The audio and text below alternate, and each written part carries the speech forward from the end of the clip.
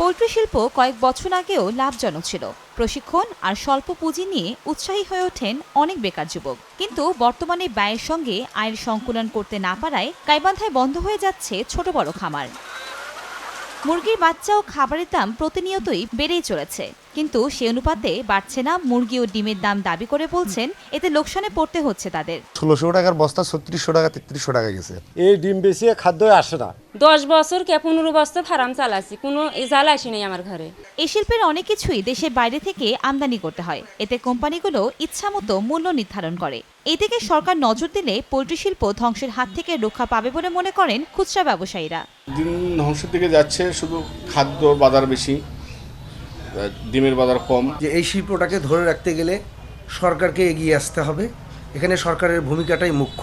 এদিকে জেলার প্রাণী সম্পদ অধিদপ্তর বলছে নীতি নির্ধারকরা যদি খামারি, খাদ্য ব্যবসায়ী, ডিমের আড়তদার ও হ্যাচারি মালিকদের সঙ্গে সমন্বয় করে মূল্য নির্ধারণ করে তাহলে পোল্ট্রি শিল্প টিকে থাকবে। আড়তদারের কাছে তারা টাকা নেয় আর কি, আড়তদারের কাছে তারা জিম্মি আর কি।